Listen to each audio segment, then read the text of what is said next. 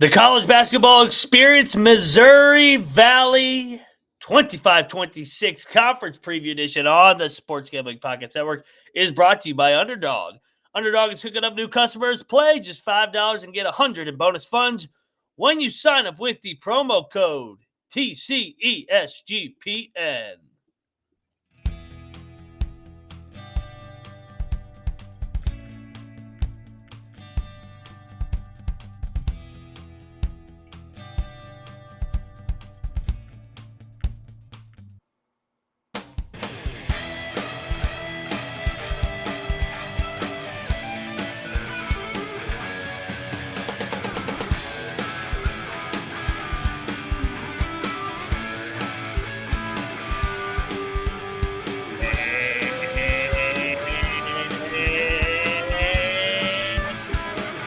Welcome, everybody, into the college basketball experience. Oh, man, I know. Hey, I've been getting a lot of DMs on this exact league. This is a basketball Dude, me league. too. The Missouri Valley. We saved one of the best leagues for last. YouTube.com/the college experience. Can't wait to talk about the Valley, man. This is a basketball league through and through. Me personally, when people ask, what's your favorite mid-major league? This is always my first answer, just because of the rich history, the coaches, the fan bases. Can't wait to talk about it. But first, I am Moneyline Mac, the former staffer member at Austin Peay with the Governors, South Carolina with the Gamecocks, and West by God, Virginia with the Mountaineers, a.k.a.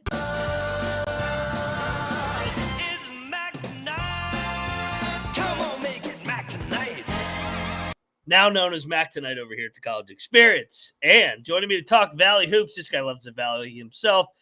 He is a LeBaron driving, cocktail napkin having. He is Noah Bienick, a.k.a. Noah B77. What is up, man? Yeah, the Valley is always going to have a special place in my heart now. As my first trip to Omaha for the College World Series, there was a Missouri Valley team in it. So shout out to the Valley.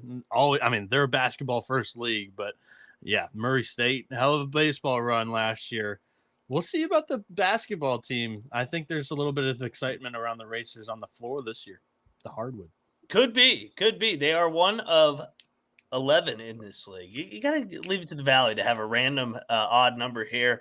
And this guy right here is also pumped to talk Valley Hoops because we do an open draft behind the scenes, and between Huff, Cap, and Troy, they all pick which leagues they want to hop on with Noah and I.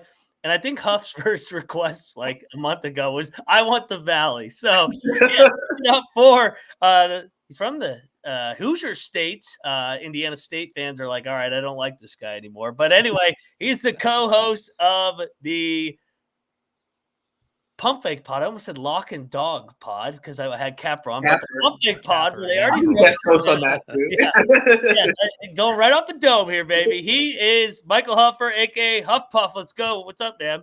What's up? Hey, thanks for having me again. Yeah, I wanted the Valley early. I love this conference. Are you kidding me? It's like one of my favorite conferences in college basketball. They have a great conference tournament. They got good different styles of plays that are unique. You got teams that run up tempo, teams that slow you down. I like those deferring styles, and I feel like it's always, you got your teams as of late that are at the top of the conference, but you never know. You get your surprise team every other year, and a lot of players actually stay at these teams as well too in this transfer portal era. So they enjoy the Valley. I'm excited to talk the Valley and just watch these teams here in the upcoming season yet again. And yeah, weird number. Shout out Missouri State and their football program leaving. So yeah, I was going to say Missouri Valley, and there's no longer any teams from the state of Missouri in the conference. Why are you surprised? This is conference realignment. Go check out our Big Ten preview where we shit on expansion for 3 straight hours. So, Bienick, this is the Missouri Valley. Arch Madness. I see Can-Am, 1975, nice name in the chat, talking about. I think that's Can-Am for Canadian American. All right. Well, fuck, I'm off to a good start here. But he's right. Arch Madness, one of the Sunday before Selection Sunday. That is one of the many reasons this is a great league. Standalone championship game Sunday afternoon, 2:30 Eastern, whenever they tip it off. So people get eyeballs on this product. Bienick, how'd we do last year? We did okay. I don't think we did amazing because Drake swept the league, and they were a little bit of an enigma. Shout out to Pupper Huffer over there that jumped on screen. Yeah, Drake was a little bit of an enigma. I was all over it though. Like I was all the way bought in on the Northwest Missouri State translation into Drake last year with Ben McCollum and Bennett Sturts in the bunch, but I picked them second, and I didn't take either them to win either title. I had Bradley sweeping. Mac, you had Murray State winning the regular season and Northern Iowa winning the tournament. But yeah, the Bulldogs were able to finish the job in both aspects, regular season and conference tournament. You picked Southern Illinois as your sleeper last year, and I would say that was a little bit of a disappointment season for Nagy at Southern Illinois, or Scott Nagy, sorry.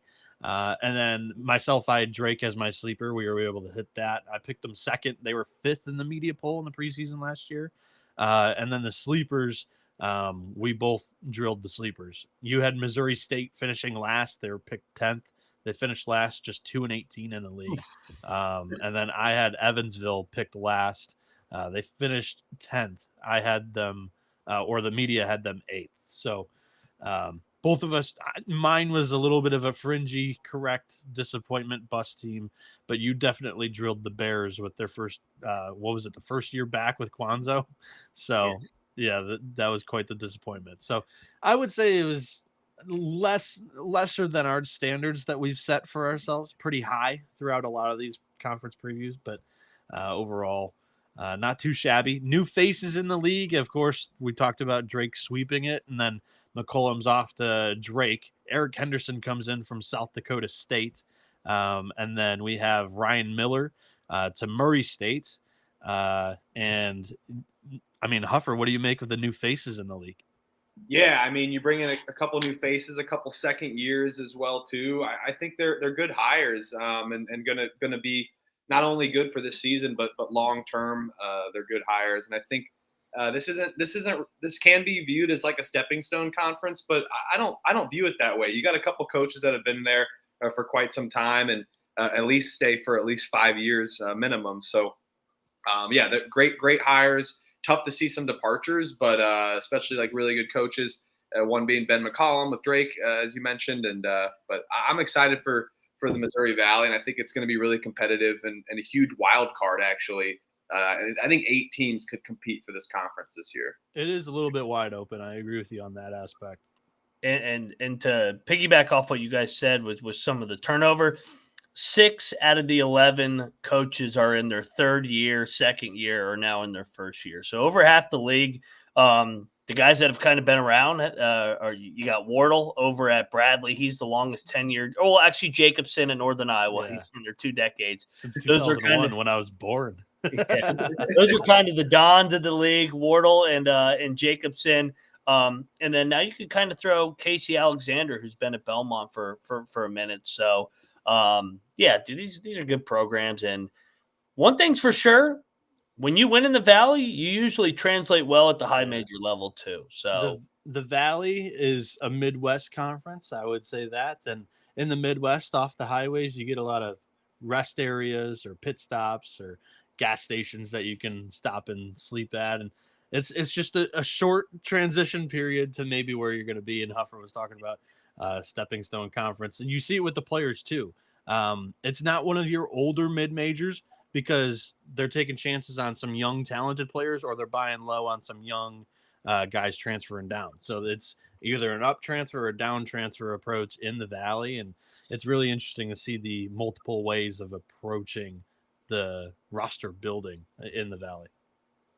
I completely agree. So reminder, triple header tonight. Only 3 left. The Valley tonight. After is Conference USA. The Ivy will be tomorrow. The college football show will be at 9:00. So we got you covered all the way up. It'll be another. The best for last, right? The Ivy League, yes. But yeah, it was also the easiest one to pair up with our season futures episode. Yeah. So. Right, because it's 8 teams. Yep. Yeah. So for a third straight night, you got me on the mic on air for 7 straight hours. So yeah, let's go. Let's do it. There we go. The Mac Marathon. Many Mac marathons. But before we talk about this Conference USA, We got to shout out ourselves, baby. NFL, MLB, NBA, college football, college hoops, and much more, all live. And get your podcast, giving out free picks, everything. Subscribe to the SGPN feed to catch every episode wherever you get your podcast today. Oh, first up, this damn program. They were pain in my ass when I was in the OVs, the other valley, the OVC. The other valley. Yeah. We went against Rick Byrd when I was there, but Casey Alexander, former assistant to Rick Byrd, was awesome at Lipscomb for 6 years, got to a tournament. Now he's already in year 7 at Belmont, and this is a model of consistency program. They have not been the dominant force that they were in the OVC. They were always first or second in the OVC, but in the Missouri Valley, they've been third or fourth every single year. 14-6, 12-8, 13-7. Those have been their 3 records. Overall, you see it 21, 20, 22. They have an identity. They know what they want. They do a good job of maintaining their roster. Culture means something there. They'll be good again because Casey Alexander's there, and that's what Belmont does, Noah. Yeah, for sure. And I do think that this is the semi-most continuity that he's had on his roster since joining the Valley. He brings back 3 guys that played 20 minutes a game last year. This roster's just got a boatload of shooting, and that's where Casey Alexander really shines, is being able to create these dynamic offenses where in 5 of his 6 years at Belmont, he's had a top 100 offense nationally. So you like to see that continuity in the system. And with that, I think you're going to have better than a slightly 3rd or 4th place finish. They might be competing for a Missouri Valley Conference title this year. Returning Tyler Lundblade, who took 6.5 threes a game last year at a 48% clip. He's back on the wing. He's a 6'5" senior guard for the upcoming season. You have Aiden Noyes, who shot 38.5% from 3 on 2 attempts a game. He only played 15.5 minutes, but he's back as a redshirt senior 6'7" wing. And then Sam Orme took 3.5 threes a game as a stretch 4 last season as a freshman. Drilled him at a 37.5% clip, was 50.5% from the floor, averaged 9.5 and 4.5. With just under a steal, just under a block per game, and just over an assist per game in his first year of college basketball. He was a hell of a player last season. And then Brigham Rogers also played 21 minutes a game last season for the Bruins, a 6'9" junior big man who averaged just under a block per game, a steal per game.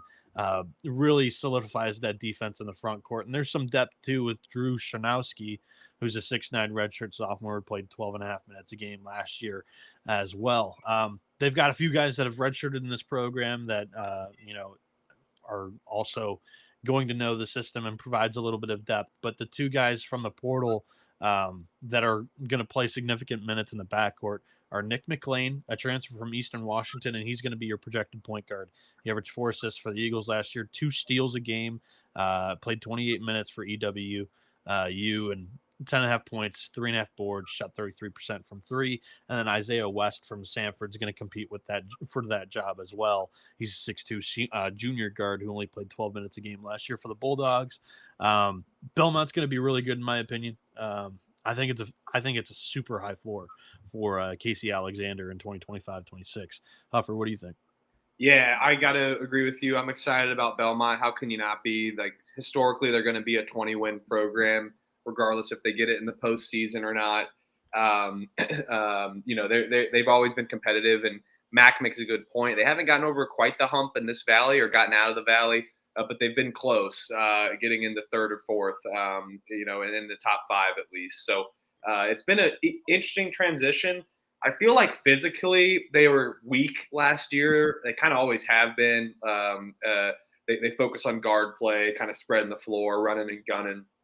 Not worried about kind of grinding you out as much as some of these other teams. But it works for them. And that's a system that Belmont has, and they're going to focus on guard play more so than in the front court. And I think that translates well. And it's not volatility. They're good home court. They got a good home court advantage as well. I like their home court. And you bring up some great players. Tyler Lundblade being one of them, and Sam Orme as well. So a good in and out style there. And I'll just shout that Nick McLean actually comes in brothers of Belmont standout guard Kevin McLean. So he's coming to make a name for himself after a couple JUCO transfers and then going to Eastern Washington. Thank God he got out of that program, goes to a much better program, and it's in Nashville, so it's a little more fun there. But yeah, I think they're going to have another good run, maybe be competitive enough to win the conference just for how wide open this is this year. But I expect them to be in the top 5 for sure of the Missouri Valley this year, yet again. Yeah, they're Noah said high floor. I laid out the floor. The floor is 20 wins in 4th place. So can they take the next step, crack into that top 2 where they were in the OVC? I think this is their best shot yet. Bringing back five rotational pieces of last year, and I thought that when I saw McLean coming over, I was like, I remember Kevin McLean once upon a time with Belmont. So, yeah, he's familiar with this program. Yeah, he hasn't played for Alexander, but having his brother play in this program, that's almost like having a returning piece. So, yeah, I'm all over Belmont. Top 3 finish here for me. We'll see how high I end up having them at the end. Next up, well, this is another easy program to sell. This is the Bradley Braves, and Bradley has been awesome under Brian Wardle. I keep thinking Brian Wardle might get a Big Ten job one of these years. He's been at Bradley now 10 years, and the last 3 years have really been a nice renaissance. 25 wins, 23 wins, 28 wins, all 3 top 3 finishes. Ironically, they have not played in the tournament in any of these years, which is kind of crazy, just because they've had so much success in the regular season, having 16 wins, 13 wins, 15 wins. So, Noah, I want to bank on this program. They've had 1 losing season since 2016, and that was the COVID year. So, and where they're located, there definitely are some limitations during that time period. But I love Bradley once again here, headed into the new season with the oldest tenured coach here, and Brian Wardle. Yeah, for sure. And very good defensive foundation with Wardle. 4 straight defenses that have been top 105 nationally. Last year was just outside the top 100. But that place is just Peoria is such a tough building to go into and get a win in the Valley. It's one of your better home. There's a lot of good home court environments in this conference, but that's one of the better ones. Bradley is banking on some internal development with this team because you lose some stars in Duke Dean, Zeke Montgomery, and even some role players in Christian Davis are out of this team as well for this upcoming season. And Darius Hannah too, who played 30 minutes a game last season. So it's a little bit younger and inexperienced. They have 4 rotational players coming back from last year. They have a Jaquan Johnson, who was a freshman last year, played 18 minutes at the point guard spot. He's 5'11", averaged 2.5 assists a game last year, 2.5 boards as well. Was able to get after it down low. Demarion Birch is a 6'4" junior that's back. He played 13 minutes a game last season. Amat Janovic, 7-footer, is a senior this upcoming season. He played 16 minutes, but he stuffed the stat sheet when he was on the floor, averaged 5.5 and 4.5 with just under a block a game and shot 58% when he was on the hardwood. And then Corey Thomas provides a little bit of depth at the 5. He's a 6'10" senior, played 12 minutes a game last year, and he was also pretty serviceable when he was on the floor. The hand-picked portal grabs are, I think, what your ceiling outcome if these guys all hit. Bradley could be back in title contention, but I don't necessarily have them doing that. But it starts with Alex Hebrexte. Probably didn't drill that, but he's coming from Wright State, where he was a knockdown shooter from deep last season, took 7.5 threes a game at a 37.5% clip, averaged 13.5 points, 3 assists, 3 rebounds. And he provides a little bit of depth at the point guard position when Johnson's going to need a blow. And then AJ Smith comes in from James Madison, and he's a 6'7" senior forward who played 24 minutes a game for the Dukes last year for a team that split for the Sun Belt Conference title in the regular season. He averaged 7.5 and 6.5. And he was a good defensive piece as well. And then Caillou's the last one, 7-footer from Liberty. Again, there's plenty of depth in the front court here. The backcourt, I think, is pretty talented if a couple of these guys emerge as some serious starters for the Braves this season. No doubt, top 5 team for me. I just I'm not quite as high on him as I was last year, because last year there was just so much evident offensive talent that was going to be there, and that's always kind of been a little bit of a question with Bradley under Brian Wardle. So we'll see what happens this year. Huffer, where do you kind of have them this season? Yeah, I had Bradley winning the conference preseason last year, so definitely not as high on them as long with you. Or can I not hear him? Oh shit! Hold on. Can you not hear me? Hello? Here, we'll drop Bienick. There we go. Yeah, go ahead. I can hear you. Okay, my bad. But yeah, I had them winning the conference last year preseason, so certainly not this year. They're definitely going to take a step back, but they're not going to be at the bottom half of this conference under Brian Wardle, even with the talent that they have. I like the pieces that you mentioned, Bienick and Hubregsty and AJ Smith from James Madison coming in. I think those are good transfer pieces. And then Timothy Vanderknapp, who kind of played at the latter half of the season last year, a good 6'8" forward for them.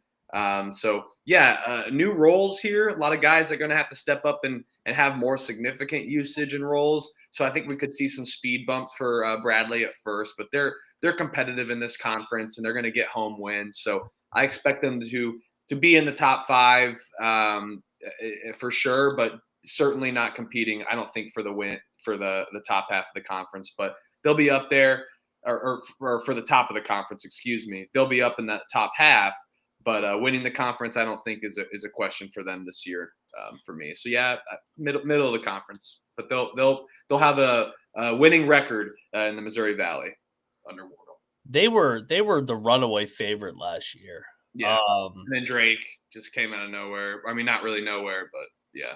I kind of want to buy into the year after the year with Bradley. I think because they took a step back defensively from where they were over the first couple of years, or the 2 years prior to that, where they were really, really damn good. So give me Bradley to be right there to win the league again. Wardle's team's really guard. They have an identity. Everything we said about Belmont, you could kind of say about Bradley. They're just Belmont's the offensive version and Bradley's the defensive version. So these are two programs and coaches I always want to bank on.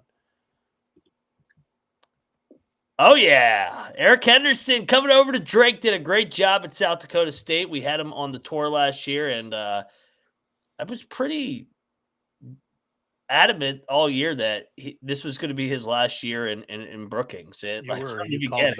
Like the entire year, I was just like, "This is his last year. His team's going to be good. And he's going to get another job." And this is a perfect jump from the Jackrabbits, I think, because Drake has been a really stepping stone job to high major jobs. I mean, we see it with Medved now at Minnesota. I know he went to Colorado State, but now he's in the Big Ten. All their guys are in the Big Ten. DeVries is in the Big Ten. McCollum's in the Big Ten. So Eric Henderson will be a future Power 4 coach. That I am very confident in. He took over for Otzelberger in 2019. He won 20-plus 5 out of the 6 years. He finished in the top 3 every single year in the Summit League. It's going to be a new-look Drake team completely, but, I mean, I've seen him do this at South Dakota State. I mean, his first game at South Dakota State, when he had to take over for Otzelberger, they played us at West Virginia, and we were top 10 in the country, and they gave us everything they could handle with a young freshman named Baylor Shireman and a bunch of other guys that ended up transferring up. So this guy could just flat out coach. Perfect hire by Drake once again. They'll be good again. It was definitely one of the more impressive coaching jobs last year in the mid-majors. He had a ton of newcomers on the roster, whether it be freshmen or young inexperienced sophomores that were getting major minutes around a Oscar Clough, who, where was he at previously? And he didn't have one of the better years his sophomore season, I believe it was. So there was a lot of questions with that Jackrabbit squad, and they just, outperformed expectations big time. And this squad again has those young, inexperienced depth pieces that go into the portal and they try to put together a little bit of a rotation here. My biggest question is the point guard spot, though. Owen Larson was incredible his freshman year at South Dakota State. He's the only one that followed Henderson to Drake, but he had a torn ACL in the back half of the season last year. And young guard coming off ACL, He's going to be good to go because somehow miraculously, like, the surgeries and the ACL recoveries just don't take as long anymore. But there's some question about him possibly playing like 30 minutes a game. And if it's not him, then you're going to have to turn to one of these freshmen to possibly run the point, or it'd be Jalen Quinn, who comes in from Loyola Chicago, a 6'3" senior guard who played 20 minutes a game for the Ramblers last season. He wasn't the greatest shooter last year, but Loyola Chicago is not really a superb offensive system with Drew Valentine over there. Definitely more defensive focused. And you can see that there is a little bit of an effort to bring in some active defenders in the squad because Jayshawn Thomas at Charlotte is capable defender as well as a 6'3" senior, but he was also a pretty good shooter. Shot 37% from 3-on-3 attempts a game with the Clits last season, averaged 9.5 points, 3.5 boards, over assists per game as well. They bring in a guy, a 7-footer from Denver, and Isaiah Carr. He played 17.5 minutes a game last year in the Summit League with Henderson, so I would like to believe that he believes that this guy is a capable piece in the Missouri Valley because you're only 7-footer on the team. You don't need 7-footers in the Valley, but also the depth behind him is young and inexperienced. You've got Oku Federico from South Carolina, where he didn't play last year. So we'll see what kind of talent he brings into the bunch to kind of supplement that the minutes at the 5 there. And then the final projected starter from the transfer portal is Wilkins Jr. Exacta from Bowling Green. He's a 6'6" junior forward who played 18 minutes a game last year and didn't really do a whole lot when he was on the floor, stuff in the stat sheet, but he was a nice defensive piece again. But like I mentioned, there's a couple of freshmen that he brings over from his recruiting classes with South Dakota State. And then there's Eli Shetler, who did not play at Indiana State last year. He redshirted. So there's just youth on the bench that I have some questions about. And I have Drake still in the top half of the league because they're a solid program and Henderson's a good coach, but I don't have him in the top 5. So Huffer, do you agree with me on that? I think they'll be around the 5. I mean, I can't not say Eric Henderson's going to have his guys going. They have all new pieces, so a whole new unit going to have to learn how to work together. But tons of time, tons of development, a lot of practices, and Henderson's been able to translate new pieces and young guys immediately into workhorses. Zeke Mayo, Oscar Clough, for a couple of them. He brings over Owen Larson from South Dakota State. He's a great three-point shooter. So these teams are going to be shooting high percentage shots under Henderson. I like his offensive efficiency as a coach and what he brings to his players. I think he brings a lot of intangibles as a coach as well. He knows how to win. Do I expect a Ben McCollum year 1 season for Eric Henderson? Absolutely not. But hey, you never know. It's Drake. They've been pouring funds into the basketball program. They've had a good basketball team throughout all their coaches. And I think Henderson's a great hire for sure, and definitely a stepping stone into a P5 school eventually. But I'm excited for Owen Larson. If they can spread the floor, kind of like they similarly did to last year, and how they were always competitive in the Summit League under Henderson and South Dakota State, I think he'll be fine in the Missouri Valley long term. But yeah, maybe some speed bumps at first, not as of a competitive season or a winning record like they've had in the years past, but I think definitely they'll be flirting with that top 5 in the Missouri Valley. Yeah, I got him in my top 5. I trust Henderson. I laid out his track record as a head coach, and he took over a solid program just like this one. And I trust him in the portal to get guys buy-in. You mentioned Clough last year. He came over from Wazoo, and he really excelled in that Jackrabbits offense. So a new group. Larson's got to be able to run the point, but I trust Henderson to be able to allocate those roles and get those guys to buy in, especially by conference play. So I'm excited to see this era at Drake. I'm also excited to talk about MyBookie.ag this season because we're brought to you by MyBookie, your place to bet on basketball, and everything else. Their prop builder is second to none. Their motto is bet on anything, anywhere, anytime, easy deposit and lightning, fast payouts using crypto. So head over to MyBookie.ag, use our promo code TCE SGPN for a 100% bet backup bonus up to $500 for new customers. That's mybookie.ag. Promo code TCE SGPN. We're also brought to you by Novig, America's #1 sports prediction market. You're getting the best prices over there. Novig is available in 35 plus states. Download that Novig app and get $50 off when you spend $5 and use our promo code SGPN. Get in on the action with Novig. The promo code is SGPN. We continue on. Next up in this league, another former guest here on the TCE. We got Evansville. We got David Ragland headed into year number 4 now. Every year they've gotten better in the Valley. Last year, the overall record, they struggled in the months of November and December, but once they got into league play, they were chippy. They finished 8-12, so they were in the basement year 1 when he took over that horrible, horrible situation. They were god-awful when he got there. Then they jumped up to 6-14. Now they jumped up to 8-12. Ragland building it brick by brick. He's a Thad Matta guy. He also was at Utah State before that. Bounced around at multiple spots. A JUCO former head coach as well, where he was 44-19 at Vincennes, one of the better JUCO jobs in the country in the state of Indiana. Bienick, I like Ragland, man. I think he's the right guy for the job. What's your thoughts on these aces coming into the year?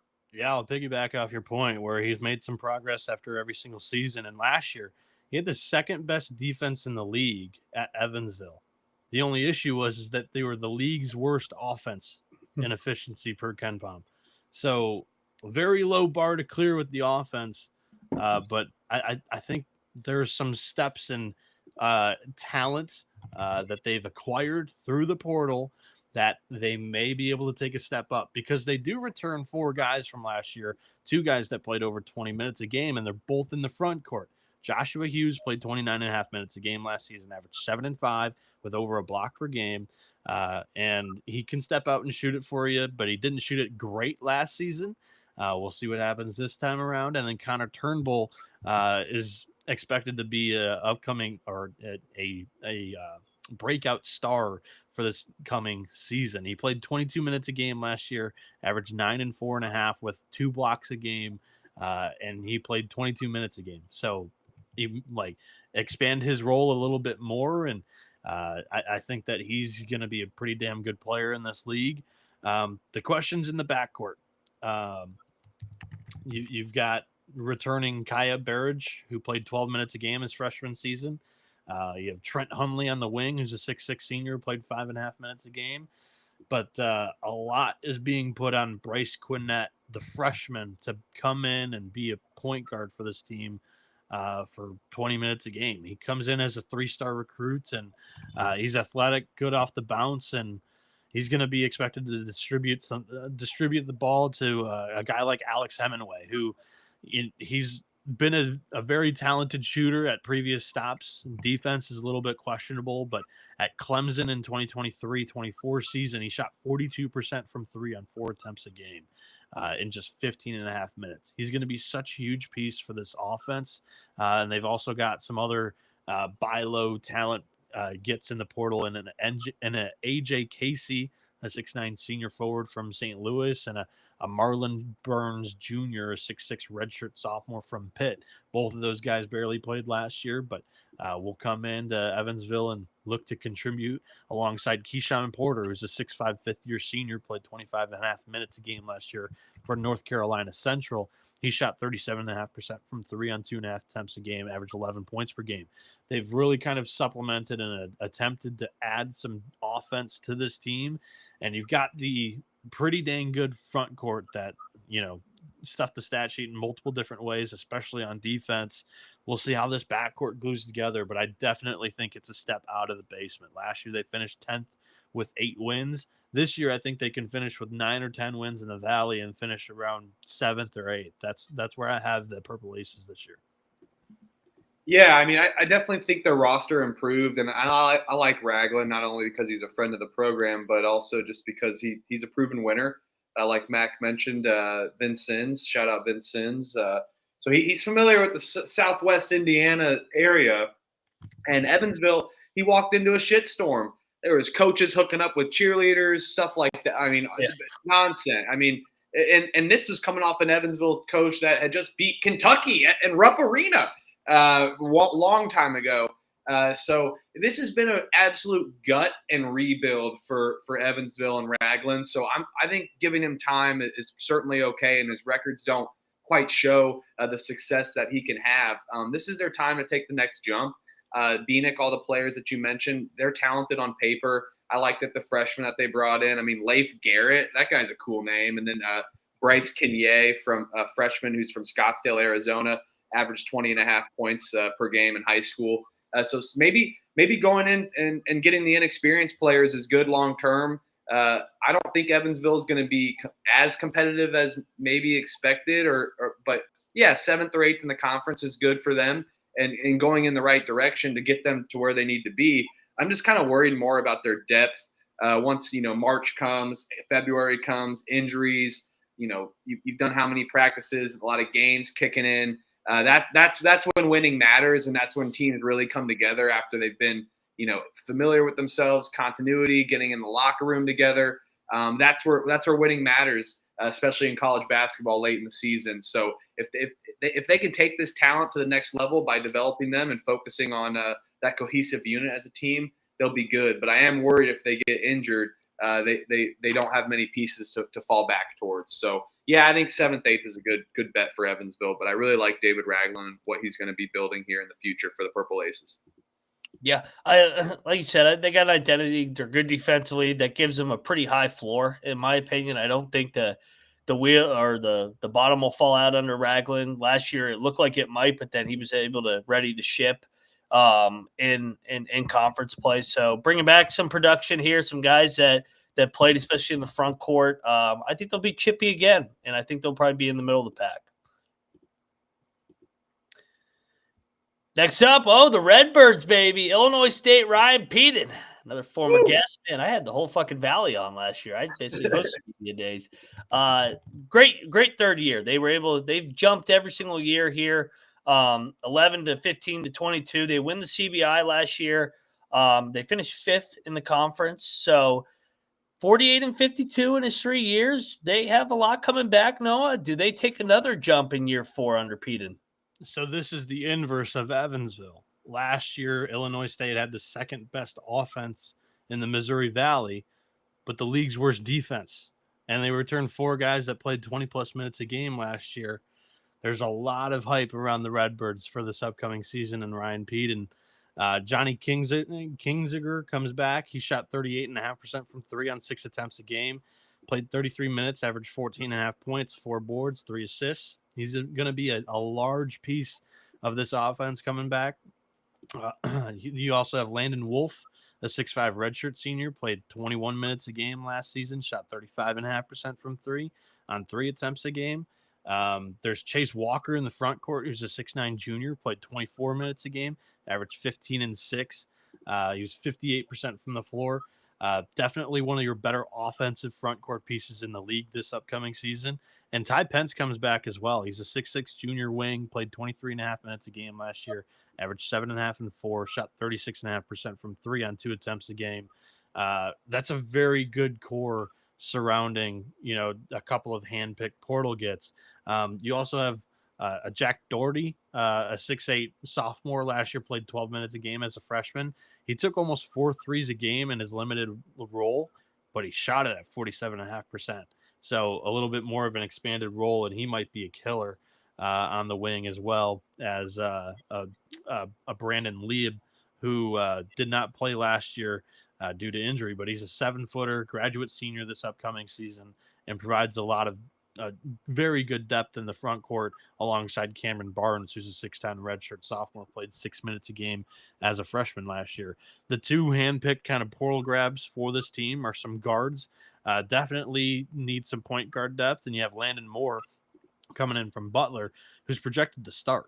He's a 6'3" senior, coming in expecting to play a big chunk of minutes for the first time in a few years in his career, and expected to contribute big time right away. Another guy that's really good with the ball in his hands for this team. And then a Bowden Schoenberg, who transfers in from North Dakota State last year. He was also hurt, but he's a 6'5" grad senior wing piece who played 34 minutes a game in 2023-24, averaged 14 points, 5.5 boards with the Bison. He can shoot it as well, shot 34% from 3 on 4.5 attempts a game. The offense is going to hum. They need the defense to improve, and they're looking kind of within a little bit more commitment from the same guys in the same core. So we'll see about the Redbirds this season. I do think that they might be a little bit weak at the 5 defensively. That would be the one weakness of this team and kind of where they were picked apart last year. Huffer, are you kind of seeing the same things with Illinois State? Yeah, I'm actually really high on this team. I think bringing back Chase Walker, Johnny Kinzinger, I mean, these guys, Chase Walker even could be competing for Player of the Year in this conference. So the experience that you have, you end the season on a high, like Mac mentioned, winning the CBI.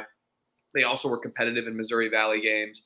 And a lot of the Sharps liked Illinois State last year, but maybe it was a year or two early as these guys garnered experience under themselves, starting to mature a little bit, finding out how systems work in the Missouri Valley and other teams' offensive and defensive schemes, getting some film under them. Now you're coming back in. Momentum's definitely high, especially with all your returning starters. You got to think this team's going to be competing for a Missouri Valley Conference championship in the regular season, maybe even flirting with an NCAA tournament bid. As you look at that old little, cell phone bar, it keeps going up under Ryan Pedon and what he has. I like their offense. He kind of has that spread the floor mentality, positionless basketball, and he's gonna make sure that you pass it 5 to 6 times versus all that ISO nonsense that we've seen so much in the game of basketball. But yeah, I mean, I said about Northern Iowa. If you call these teams a staples, these guys are X-Acto knives here at Illinois State. So they know how to cut up a rug, and I'm excited for Illinois State, man. I really like this team. I may be a little too high on them. But I think with all the momentum that they have and at ending the season and then bringing back so many pieces and then having a couple additions, yeah, they may be weaker on the front court, but if they're shooting shots and able to defend the perimeter, they'll be just fine in the Missouri Valley. So I like them, and I think they're a top 3 team in this conference. Well, it should be noted, too, that they started 2-5 in league play. So they finished, 8-5 in their last, 13 games in the Valley, and then they lost a game to Belmont in the quarters, but then you win 3 more. So, I mean, they really finished the year strong over the last 15 games. I think you bring back all that production, and you got to think Pedon's freaking challenging them defensively all offseason that, hey, we didn't win. We didn't jump into the top 4 because we weren't good defensively. They're a year older. This is a contender. With all this returning production, and every year, one step up under Pedon. The Redbirds will contend here for the Missouri Valley. Let's go. Next up. All right, so I put Graves on here. Yeah. I know he's taking a leave of absence. He just had a procedure bypass. So triple bypass, which is crazy. Yeah. So I kept him on here just because out of respect and thoughts and prayers with him and his family, and hopefully he gets better and that able to return to the sideline one day when the time's right. So stepping in for Graves is going to be Mark Schlesinger. So Bienick, what's your take on this roster? Obviously, they got a lot of things going on off the court with their coach not being healthy right now. But what's your take on this actual roster with the Sycamores? Yeah, I view this kind of similarly to last year's South Florida team, where it's the vision of the head coach.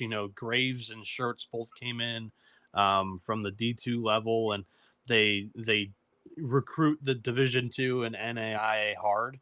And you can see that influence on this roster once again. Last year's defense was terrible, and I struggle to see that kind of improving this season outside of maybe a transfer that we'll touch on here a little bit.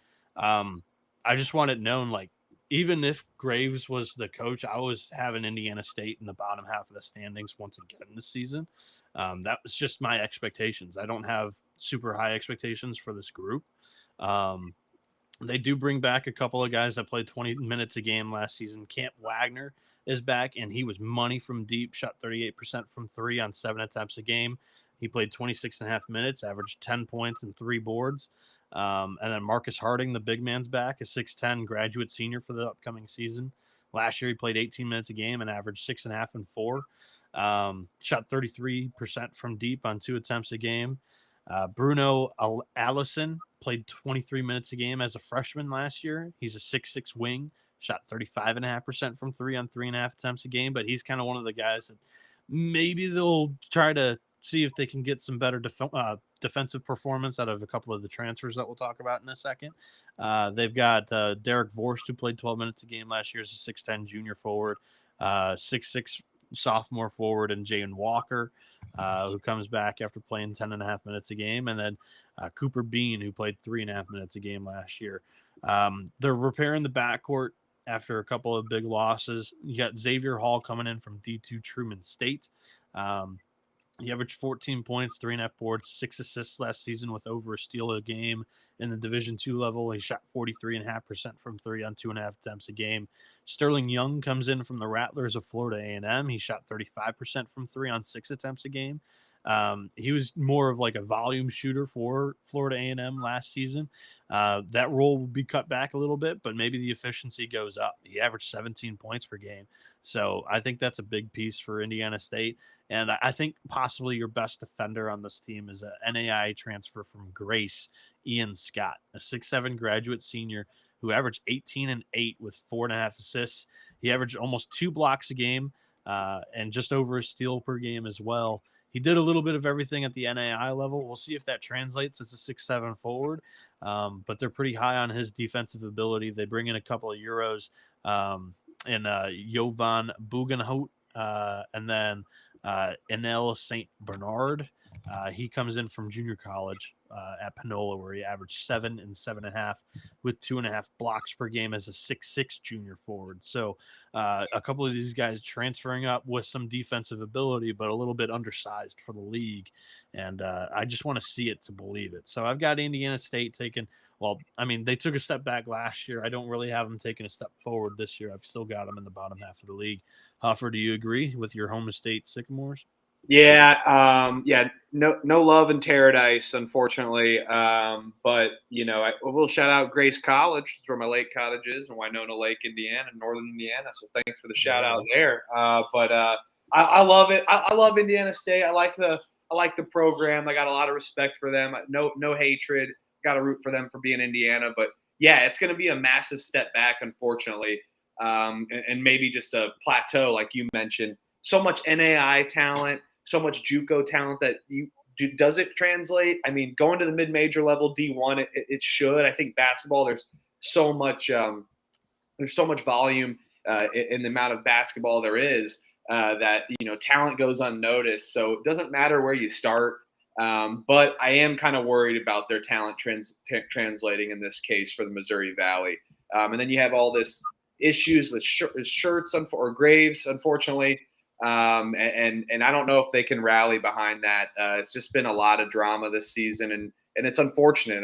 Prayers out to him, his family, and glad that everything's hopefully okay and just for his road to recovery. But yeah, I mean, this team can induce problems, no pun intended, and not trying to play on any health issues there, but just that this team lacks offensive efficiency. And then how high they were 2 years prior with Shirts and Avila and Schwope and all of them just getting short of the NCAA tournament. It's just feels like a rebuilding process time for Indiana State, and I think it's going to take a few years even to get this program back with who they're going into the develop with their younger talent. So yeah, they're at the bottom half of the conference for me, but I think they'll be feisty at home and randomly sneak some wins. So maybe not dead last, but in the bottom half for sure. I got him in the bottom tier. For if you're Indiana State and you want a case why you could be excited about Schlesinger. Schlesinger was the head coach of New Orleans the last decade, so I mean, at least you're getting experience in this interim role. It's not like it's somebody that's not used to calling ball plays. So, but roster's a little bit underwhelming in my opinion, and just a lot of moving pieces. So they're going to be at the bottom by default for me. Let's shout out another sponsor here, Bienick, and that is Underdog. Underdog is your home for pick'em entries where you can win up to 5,000 times your entry.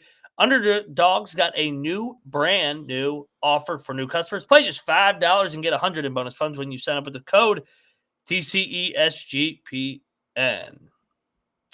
We're also brought to you by Rhythm. Rhythm is crushing college football, NFL, and the NBA, and soon to be college hoops. They're also giving it away weekly cash prizes for tracking your bets in the app. Track 5 bets in the same type for any model you build, and you can win $1,000. Use our promo code SGPN25 when you download the Rhythm app for 25% off your first month. Download Rhythm and use our promo code SGPN25. Next up on the dock, we got a new coach in the league. We got Ryan Miller coming over from the Creighton Blue Jays. So first-time head coach, but I'm going to be pretty high on the hire because I like the McDermott coaching tree. We've seen a lot of guys have success under McDermott, whether it's Otzelberger, Alan Huss, just the first two that come to mind, and there's one other that's really good. DeVries. DeVries worked with McDermott as well. So yeah, multiple guys have been on that coaching tree and had success right away. He also was with Jamie Dixon for 5 years at TCU. So he's worked for proven winners here. He's walking into a basketball job, Murray State. I talk about all the time how much they care there. Bienick, what's your thoughts on this new era down there in Murray, Kentucky? It is, in my opinion, a very low floor, but a super high ceiling. So wherever you want to strap in on the roller coaster, whether you're a guy that wants to sit in the front or a guy that wants to sit in the back and be able to see the drop come, it's kind of a choose your own level of difficulty of where you want to prognosticate Murray State finishing. To me, I'm all in. I think Murray State's got some real danger to them in the Missouri Valley for this upcoming season, and you can see the philosophy of the roster building kind of shift in college basketball over these last couple of years, especially with two of my favorite programs and Dusty May at Michigan and Todd Golden at Florida coming into the season. Just they're built with these aircraft carriers up front, and Murray State's got that too in spades. So much depth up front, so many big men. That is definitely the strength, and it's definitely one of your best front courts in the league this year. He brings in 2 Creighton guys with him, both of them big men, and Frederick King and Mason Miller. Mason Miller, more of a rotational piece that can step out and shoot it for you. And King didn't get a whole lot of playing time at the 5 because, I mean, he was playing behind Ryan Kalkbrenner for a couple of years. So those are 2 good, solid pieces in the front court. You also have JJ Traynor coming in from DePaul. He's a 6'9" senior, played 17 and a half minutes a game for the Blue Demons in the Big East last season. You have a 7-footer in Dylan Anderson from Boise State, who's a redshirt junior and played 10 minutes a game. Very, very talented buy low group there from some power programs. But the big name is Roman Doman, who comes in from France, and this guy's legit, and he models his game after Luka. He's a bigger Luka, skinnier Luka Doncic, but wears number 77, and this dude can do a little bit of everything offensively, and defensively he's a little bit more committed than I would say Luka is. It's just he's a very dynamic player, I would say, and really adds to this front court, and he's going to be able to do a little bit of everything, handle the ball and shoot, and he'll be a very good offensive player for this team to go along with a backcourt that I think, they go out and get Lane Taylor, who's just a shot creator to his core. Last year as a freshman in the Sun Belt with Central Arkansas, he put up 17 and a half points per game and shot 9.5 threes a game.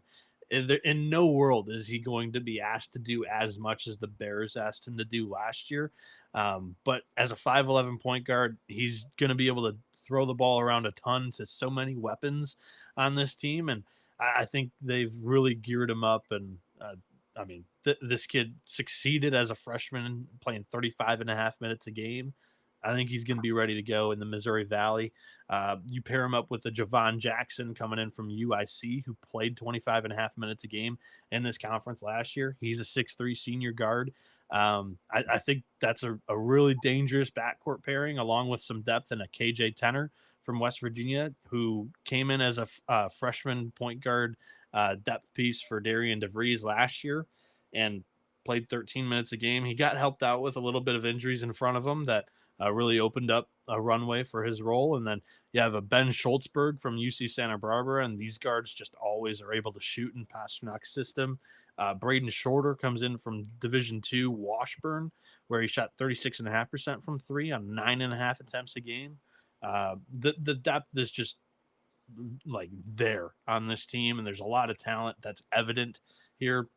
A little bit of a some mouths to feed type of issue that Ryan Miller will have to figure out early, but I think there's good front court defense. There'll be plenty of talent offensively for this group. I have Murray State as the front runner, just with all of this just abundance of offensive ability being thrown at him. And like Mac mentioned, just the Creighton coaching tree under McDermott has been pretty dang good. So I like Murray State a lot this year. You can add Steve Lutz on that tree too, and you can add Eric Henderson at Drake. So two other names I missed on the tree. Huff, what's your take on Murray? Those are pretty good teams, and I got to ask the Big 12 expert. I'm high on Oklahoma State and Steve Lutz this year two. So, but that's for another day. Yeah, I think he can get them going. But building a roster from scratch, it's never easy. But if you take the Creighton way, the Creighton method.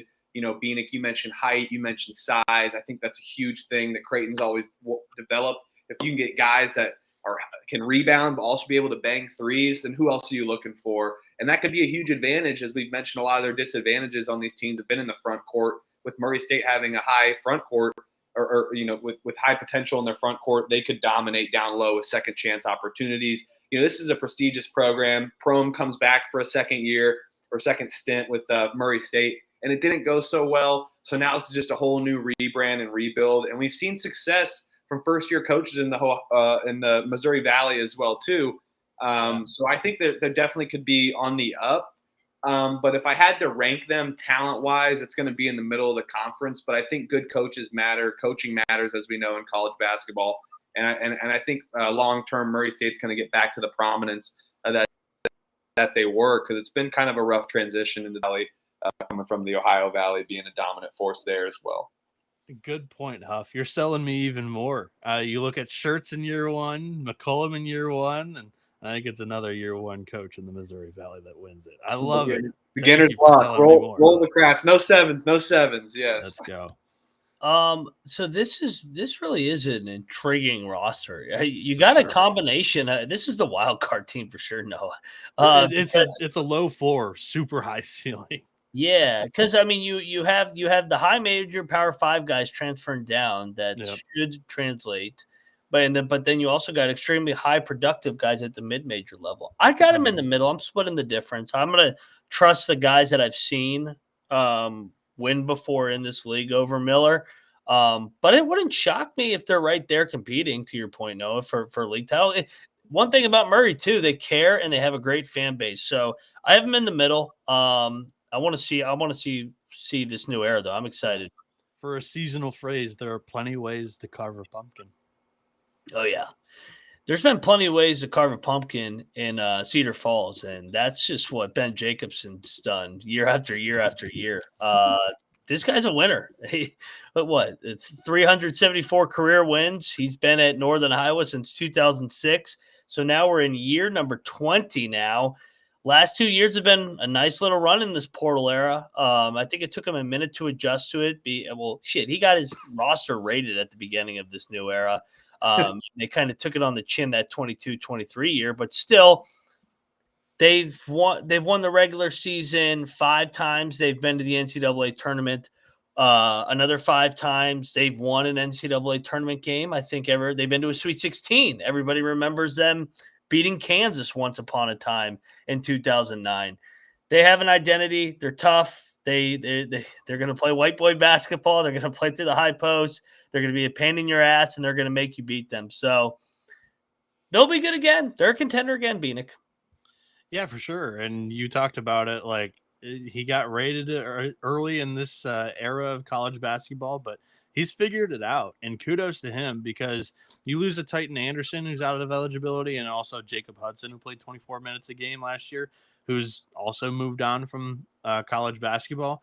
But you did not lose anybody from your rotation to the transfer portal. So big hat tip to a mid-major coach and Ben Jacobson, who just figured it out and was able to, keep everybody happy. And, with that comes continuity and experience. And Northern Iowa has plenty of it this year, from a roster that was the 5th best offense in the league last year and 3rd best defense. We talked about Illinois State and not having the defensive success last year. We talked about who was Evansville, who didn't have the offensive success last year.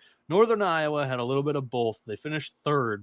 This is your Bradley of last year, where they're like, okay, we're bringing everybody back. Let's run it back, and we'll see what happens.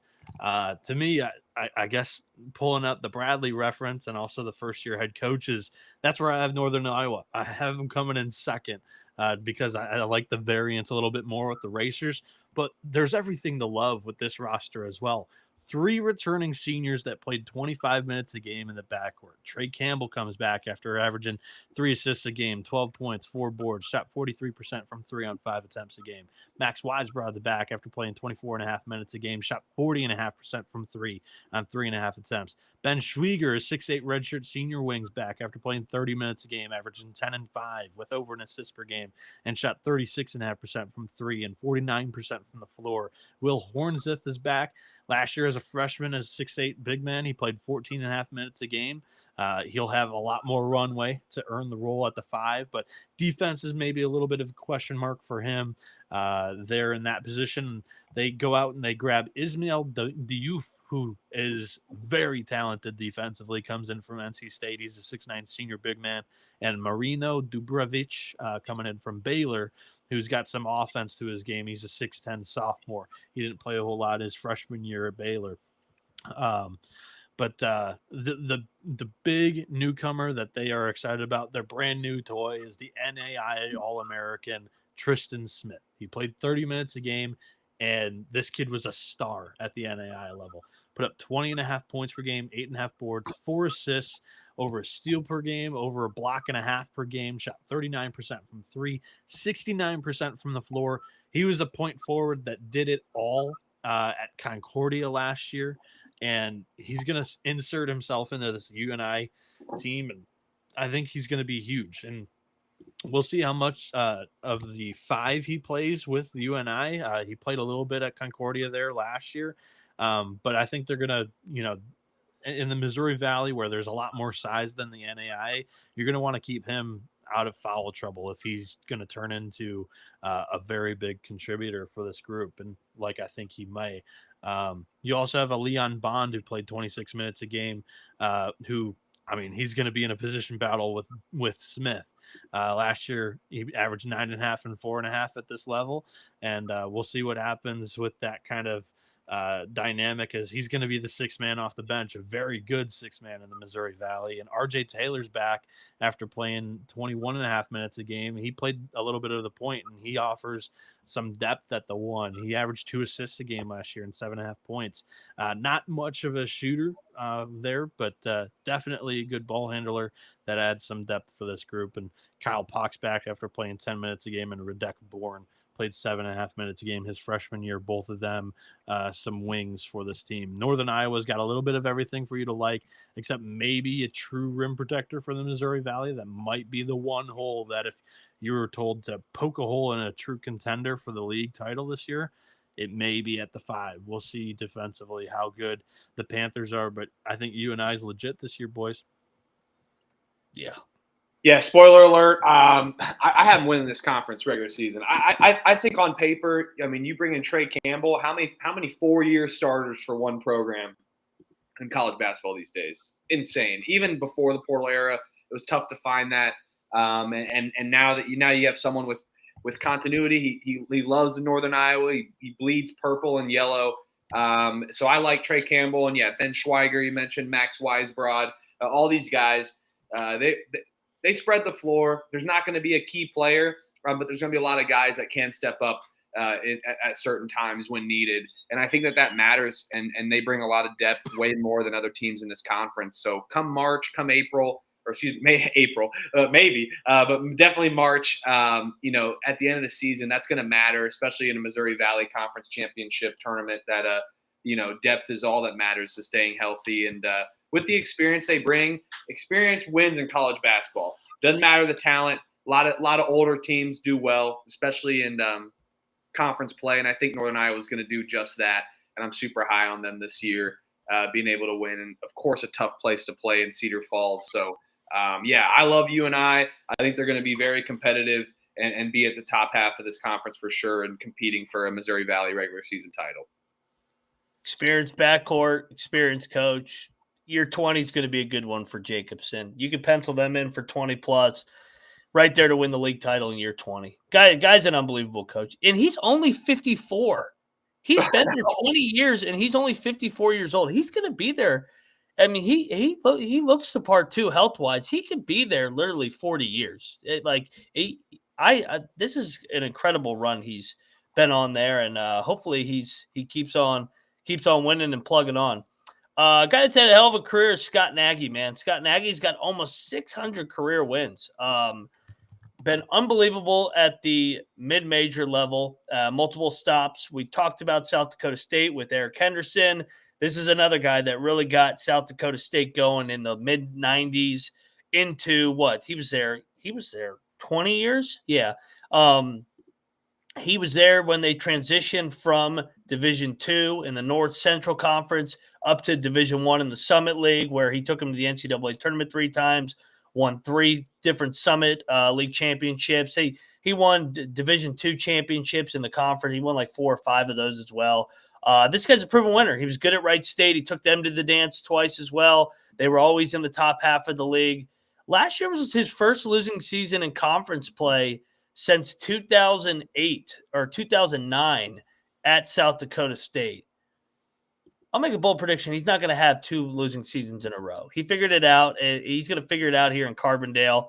This is a sleeping giant here with Bruce Weber and Lowry when they had this thing go and got to a Sweet 16. This fan base cares too, Bienick.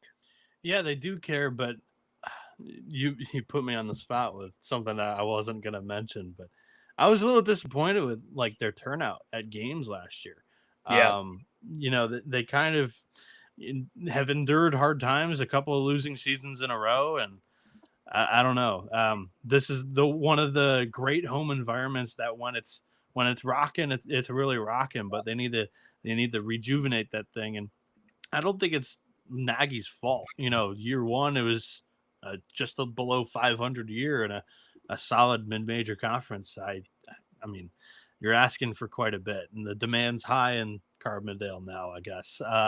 You've got a couple of returners on this team as well. Damian Mayo Jr., 6'3" senior guard who played 24 minutes a game. Drew Steff, a redshirt sophomore, played 26 minutes a game for the Salukis last year as a 6'5" wing. He shot 37.5% from 3 on 3.5 attempts a game.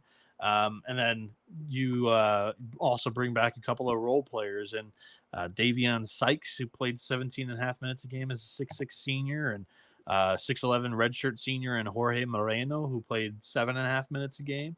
And then Rollins Aligbe, a 6'9" sophomore, last year played 12 minutes a game as a freshman. And they were like, oh, you know what? Let's go get Prince Aligbe from Seton Hall, who's a senior for the upcoming year. He was pretty good with the Pirates last season. Very good defender in the front court. And he played 23.5 minutes a game last season, averaged 8 and 3.5 as a rotational piece for the Shaheen Holloway's group last season. Comes in to play with Rollins, and that'll be a fun front court to pay attention to.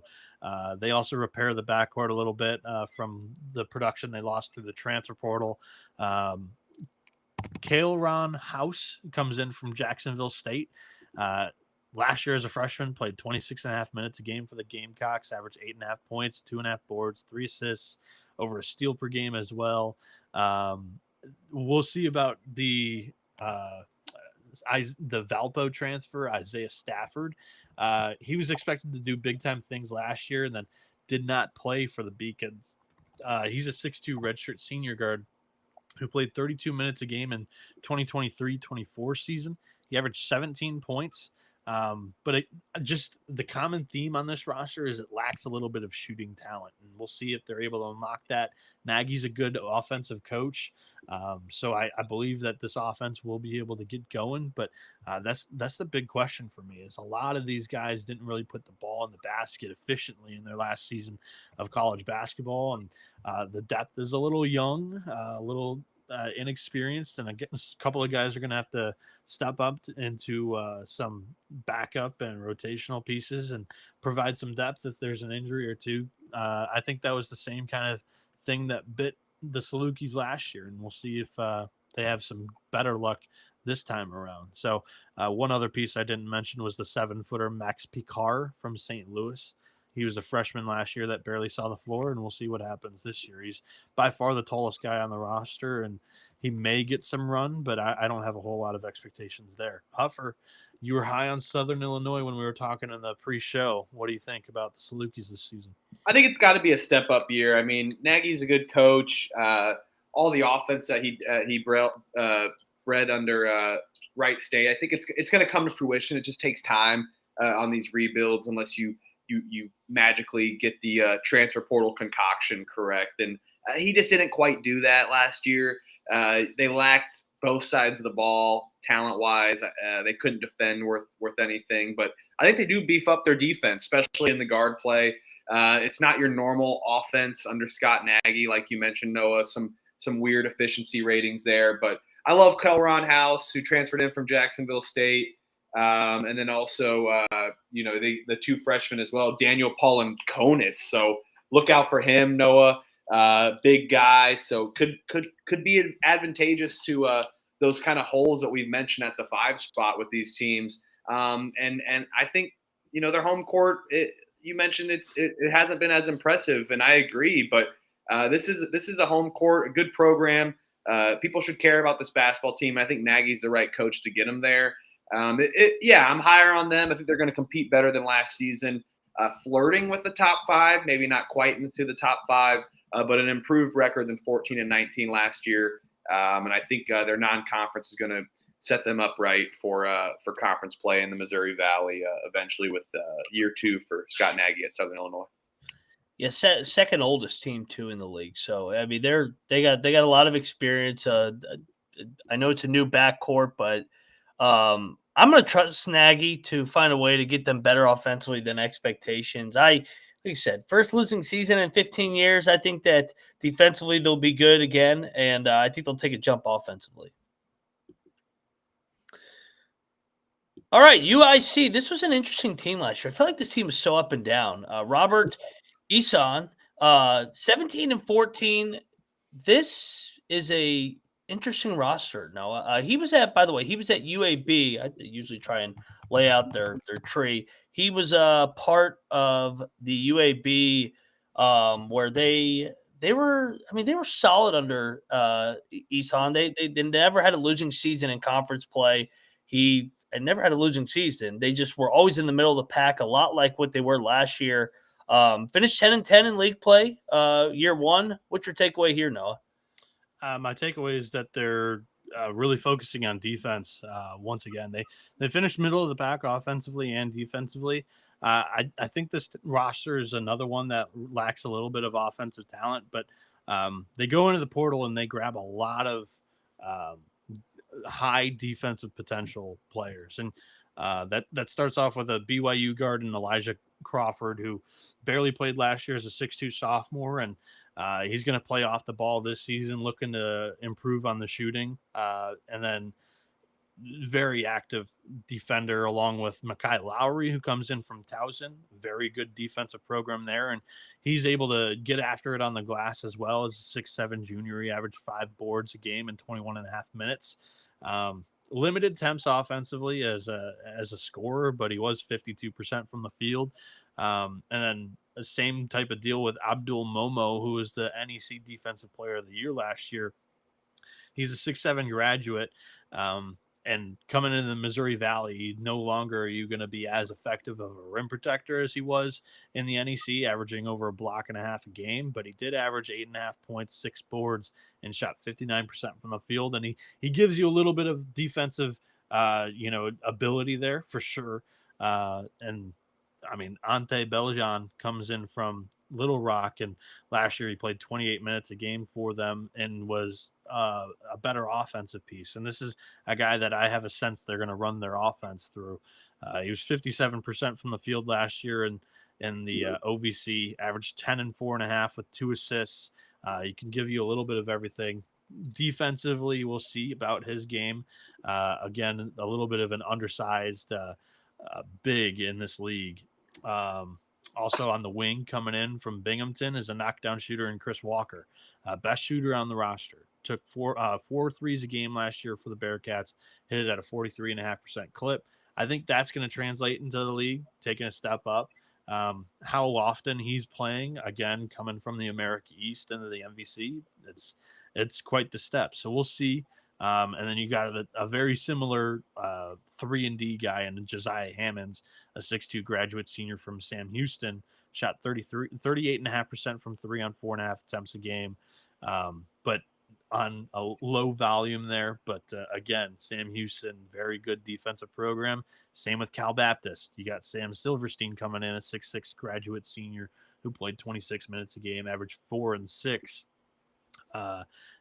There's just very big committal on the defensive end of the floor, going out and getting a couple of guys from those type of programs. And Ahmad Henderson's the guy that everything is going to flow around. He's a 5'9" junior point guard who played 24.5 minutes a game last season, averaged 11.5 points, 2.5 assists, over a steal per game, and shot 33.5% from 3 on 4 attempts a game. So UIC is a team that I could see them jumping into the top half because of a much improved defense. But overall, I'm very kind of like lukewarm on this team. I have them kind of in the middle, but I like some other teams' potential a little bit more than the Flames this year.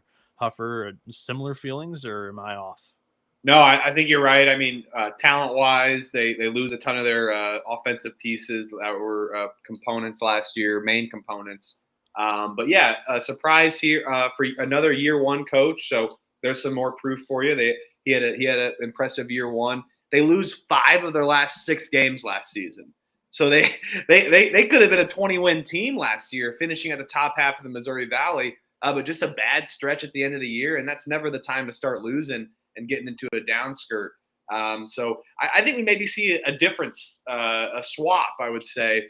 Maybe they start off a little slower with all their new pieces, but since Coach Ehsan, he's been able to, figure out kind of how other coaches work in the UI or in the Missouri Valley, and could be a little more competitive in conference play. They do have a tough non-con schedule as compared to last year, where they're super competitive going into the Missouri Valley with a great record. So I think it's going to be a step back for year one, a little sophomore slump for the Flames, but.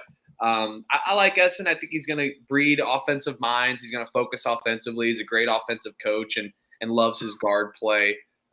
Where I think Illinois Chicago could shine eventually, but this year is going to be a hurdle and a step back and a sophomore slump here. Yeah, I'm torn on this team. It's a lot of moving pieces, and I just the floor seems high with Ehsan, but this is a completely new roster, and the talent seems like it's there, but I think I'm higher on a lot of more continuity in this league compared to just kind of another wild card team. Would you say this is the second biggest wild card team, Noah, compared to Murray State? We're going to talk about the second biggest wild card team next. Valpo. Oh, God. Let's talk a little Valpo. Roger Powell, nice second year, 15 and 19. Coming off the 7 and 25, a former Mark Few assistant. Thought he did a nice job there in year number 2 there at Valpo. Now, they did play a soft non-con, and that did help. But still, he doubled his win total. He went from 12th to 11th in the league play. Yep. Do we get another jump, or what do we get here? I think that he made positive steps and overachieved expectations last year, but he lost everything. Yeah. The only guy he brings back is Justice McNair, who played 11 minutes as a freshman.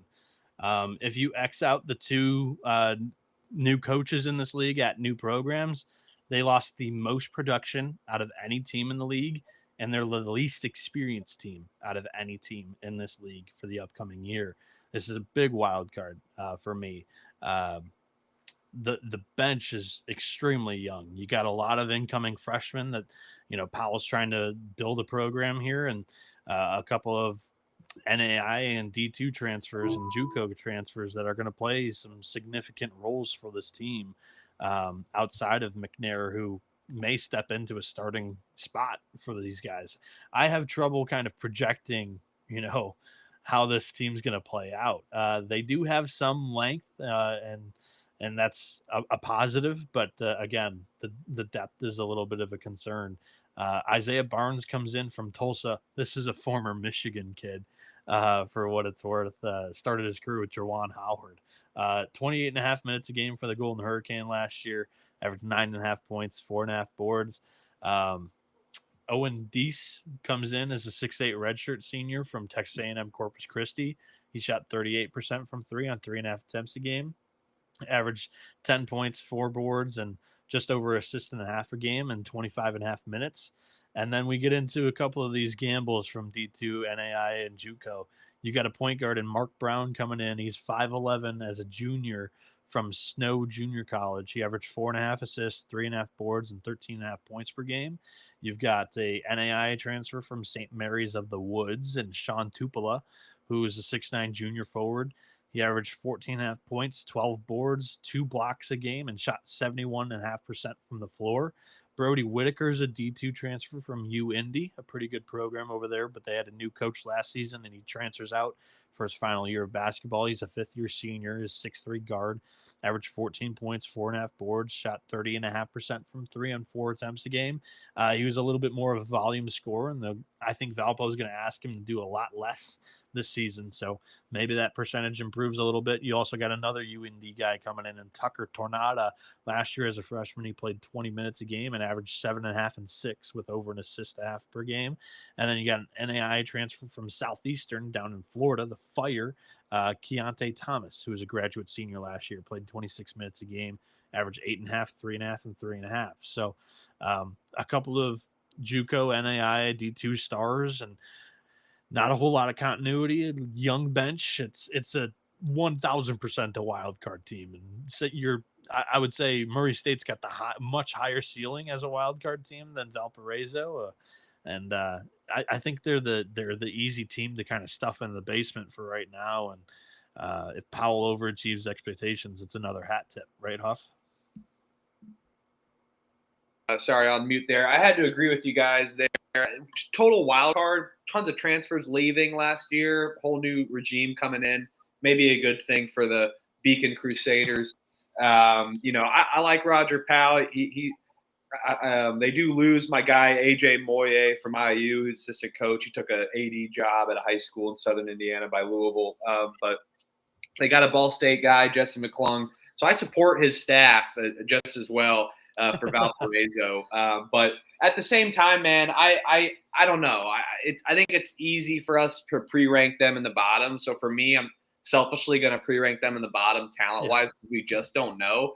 But at the same time, another wild card that, if anything's a higher up than 6-14 last year, finishing 11th, wasn't last because Missouri State was, but now they need to finish better than 11th. That'd be last.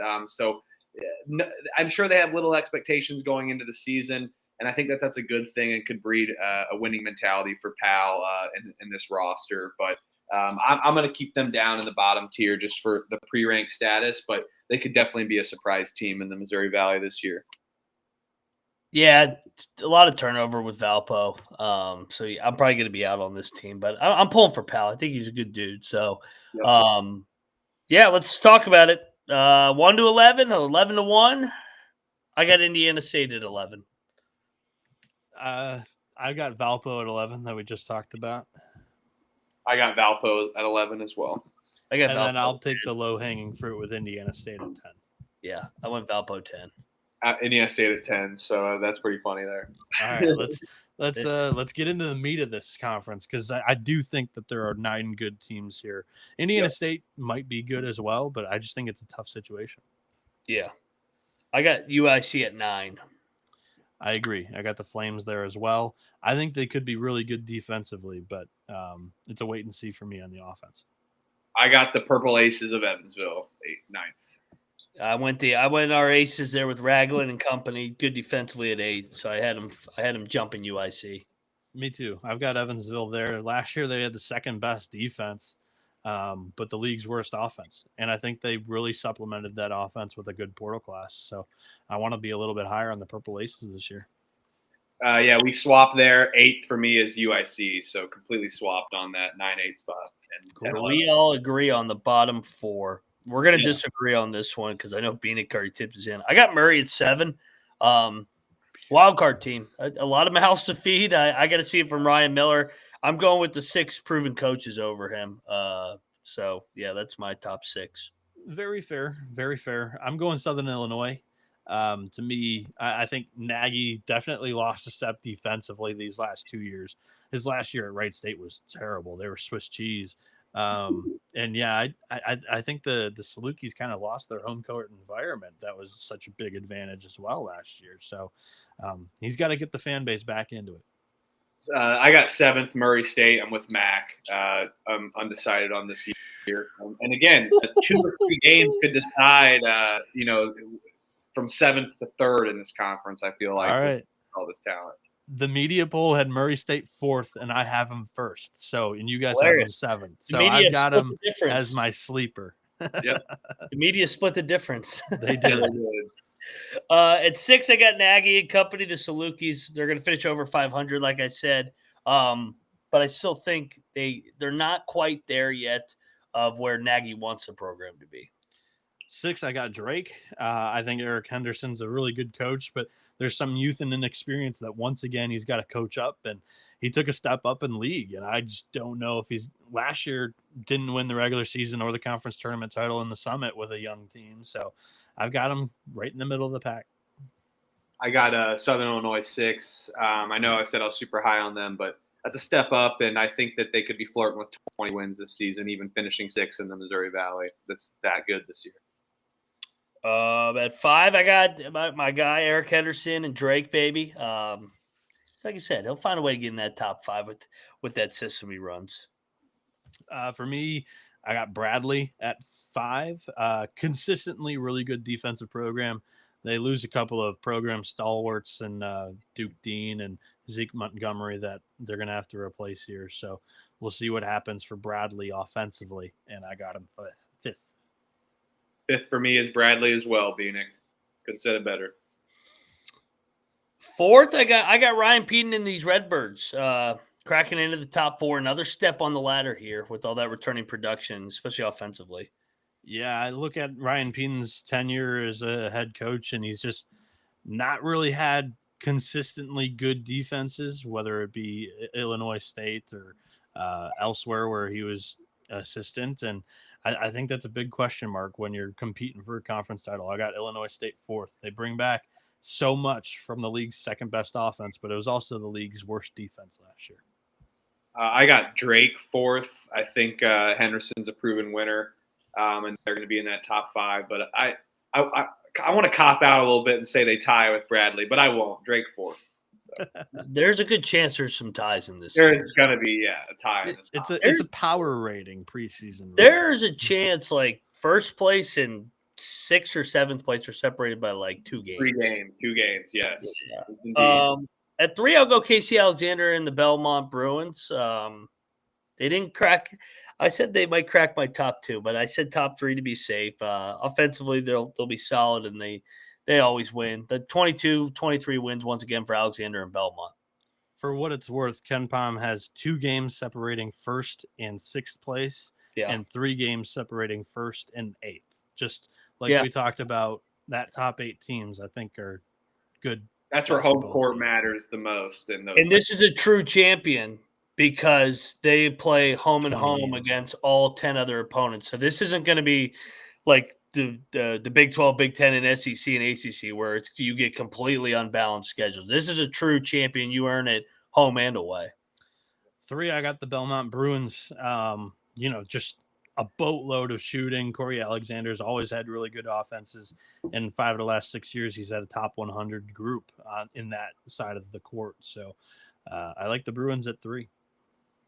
We'll sweep the board there. I'll take Belmont at 3 as well. I like them. They're classic top 3 in the Missouri Valley. I went with Bradley at 2. I almost picked him to win it the year after the year, but Really? I like a better storyline. I'm gonna call it now. This man's picking him to win the fucking conference tournament. I don't know if I'm going to pick him to win it. Like, the year after the year is always your storyline that you like. Yeah, well, I mean, they finished second last year, and they're going to finish second again. They're going to be just as good as they were last year, even though they lost everybody. Defense wins. Gotcha. I got Northern Iowa at 2. There's just so much returning production here. Very, very high floor with Ben Jacobson and all that continuity. I'm going to be a sucker for variance, and I'm going to go with the high ceiling. Number 2 for me is Illinois State. I think they got the Player of the Year candidate in Chase Walker for Missouri Valley, and I think Pedon's going to take even a massive step up. So, second for the Redbirds. Year 20. Ben Jacobson wins another regular season title. It's going to be a magical year. I feel it. I can feel it in Cedar Falls. I'm going to go Murray State, and I think that this team's good enough to be fringe at large contender the way that I'm projecting them to be. Jesus Christ, Noah. Yeah. I'm walking through that door. I'm all bought in on Ryan Miller and the Racers. I think they check a lot of boxes for me. There's so much depth here. So it's a throw the shit at the wall approach, and I'm going to eat all of it. So let's go. I will not be joining. I got UNI as well. I had them. I've been super high on them all off season, and their returning pieces are going to lead them to prominence in the regular season. And Cedar Falls will matter come March. This is discussing all your love for Murray State as a former governor. Fuck Murray State. I told you at the top of the show. I warned you. They have a soft spot in my heart. That athletic program. Yeah. The stolen valor, though, from Austin Peay pisses me off now, though. The stolen valor at coach. I mean, come on. That's ridiculous. Get the brooms out. Ben Jacobson is sweeping it. Year 20 is the magical year. The stars are aligned with all that experience. I got the Racers sweeping, too. Let's go. I got Illinois State winning the conference tournament, and they beat Northern Iowa, and Northern Iowa falls just short again of the NCAA tournament, unfortunately, like they did Drake last season. There we go. What do we got here, Bienick, with the media poll? Sleeper and bust before we go over to CUSA. Media poll. Illinois State's first with 14 first-place votes. Northern Iowa second with 1. Bradley third with 2. Murray State fourth with 2. Belmont fifth. Drake sixth with a first-place vote. Southern Illinois 7th. UIC 8. Indiana State 9. Valpo 10. And Evansville 11. I talked about it earlier. My sleeper has to be Murray State, I think. Is my sleeper Evansville? They picked them last? Yes, they did. They picked them 11. They don't know about David Ragland. These fucking polls. He's not finishing last, man. Those guys compete in guard. Let's go. Evansville, sleeper. I got him finishing 8th. Where was Southern Illinois, Bienick? 8th? 7th. I'm 6. I don't know if that's who. I feel like I'm pretty media pulled up. What was Bradley? 4? 3. Bradley was 4. That's not sleeper. I guess I'll do Drake. I have Drake finishing 4th. They're pick 6. That's fair. I guess. Not too much of a sleep. Yeah, a little nap. My bust/disappointment team, guys. It was the biggest discrepancy in my preseason rankings. Illinois State got 14 first-place votes, and they were the number 1 team. I've got them 4th. They're good. I think they're a good team, but I don't know if they're the front runner. I had Pedon on the show. I love Pedon. I love me some Brian Pedon. I hope he does win the league, but I trust the continuity of these other programs, and I still got him in the top 4, and Huff's got him winning the tourney. But I guess Illinois State will be my bust, finishing 4th. Yep. My bust is Murray State. Sorry, Bienick. 7. So I guess My it's hands- another bus for me. My hands are up. You know what you're doing. You're taking a big gamble. You guys prefer riding in the back of the roller coaster, and I prefer riding at the front. That's what we talk about. He ain't coming into the Valley with his first head coaching job and winning this thing. No way. Dude, it's happened 2 years in a row. Back of the roller coaster. Ben McCullough won 400 games at the Division II level and brought his whole team over. Ryan Miller, this is literally his first head coaching job. That's not the same. Church was a dog at Lincoln Memorial too. Those guys. I don't know. Third year's the charm. 3 in a row. He may end up back there like that other assistant coach from that went back to McDermott because he's probably next in line for Creighton or whatever. I'm blanking on his name for some reason. Alan Huss, from High Point. Yeah, Missouri Valley's a little better than the Big South. So, anyway, that does it. We got another one coming before college football. Go check out the Pump Fake Pod with Huff and Trev and Elliot and much more throughout the season. I know they got Troy on there every now and then too. Go check out Noah B77_. I'm at Moneyline_Mac. 29 down, 2 to go. I can see the finish line. This is the college basketball experience. Slides are done for the next one. See everybody in 5 minutes. You better start thinking about yours. And we are out of here. Jackasses.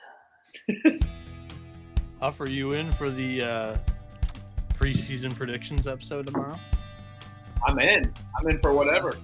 Bring your Final Four teams as well.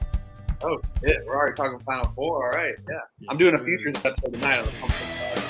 Yeah, that's the episode tomorrow. Let's go. Yeah.